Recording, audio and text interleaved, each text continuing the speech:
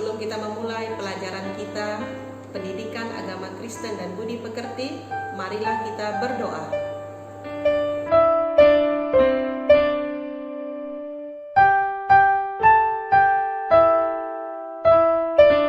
Kompetensi dasar adapun yang kita pelajari, yang pertama, Allah mengampuni dan menyelamatkan manusia melalui Yesus Kristus. Yang kedua, pemeliharaan Allah terus berlangsung bagi manusia dan alam. Yang ketiga, nilai-nilai Kristiani dalam Alkitab. Keempat, sikap rendah hati, peduli, dan solidaritas. Kelima, disiplin bagi remaja.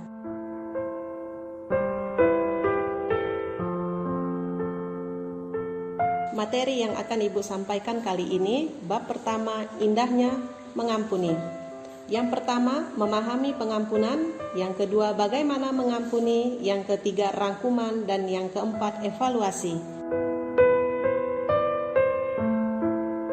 Bahan Alkitab yang kita pelajari yang terambil di dalam Kejadian 45 ayat 1 hingga ayat yang ke-14, Matius 6 ayat 14 hingga ayat yang ke-15, dan Matius 18 ayat 22 sampai ayat yang ke-35.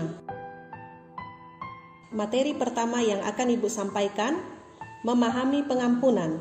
Nelson Mandela adalah seorang tokoh pejuang Afrika Selatan yang memperjuangkan keadilan bagi kaum kulit hitam.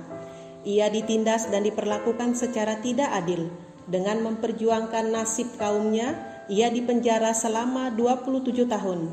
Setelah Nelson Mandela dibebaskan dan memenangkan pemilihan umum di Afrika Selatan sebagai presiden, orang pertama yang diundang untuk makan malam bersamanya adalah kepala penjara. Padahal dalam masa hukumannya, kepala penjara itu banyak merugikan dirinya. Mengampuni artinya memaafkan seseorang atas kesalahan yang dilakukannya dan tidak mengungkit kesalahannya lagi. Dengan mengampuni, seseorang dibebaskan dari beban kebencian dan hati terasa damai sejahtera. Dengan begitu, langkah ke depan menjadi cerah. Materi kedua yang akan Ibu sampaikan adalah bagaimana mengampuni.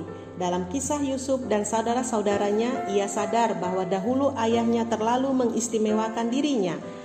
Hal itu menyebabkan saudara-saudaranya iri hati dan membencinya. Wujud dari kebencian itu mereka menjual Yusuf sebagai budak ke Mesir. Namun dia tidak membenci mereka, tetapi Yusuf juga tidak secara otomatis mengampuni saudara-saudaranya, bahkan menjadi jalan yang dipakai Allah untuk memuliakan keluarganya. Di Mesir, Yusuf menjadi seorang bupati. Dia menguji saudara-saudaranya dengan cara menyelipkan piala ke dalam karung adik mereka yang paling kecil. Yusuf ingin menguji apakah mereka telah berubah atau mereka akan mengorbankan adiknya. Ternyata saudara-saudaranya telah berubah. Mereka membela adiknya Benyamin serta menangisinya. Bahkan kakak tertua rela ditahan untuk menggantikan adiknya. Melalui cara itu, Yusuf mengetahui bahwa kini saudara-saudaranya telah berubah, dan karena itu Yusuf memaafkan mereka.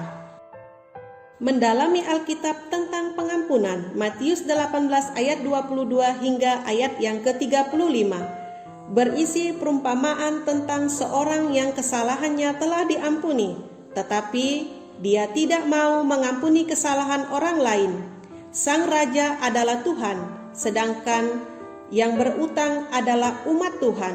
Kesimpulan perumpamaan ini terdapat di dalam ayat yang ke-35. Rangkuman dari materi kali ini adalah Allah telah terlebih dahulu mengampuni kita. Dia mengirimkan Yesus Kristus untuk menyelamatkan kita.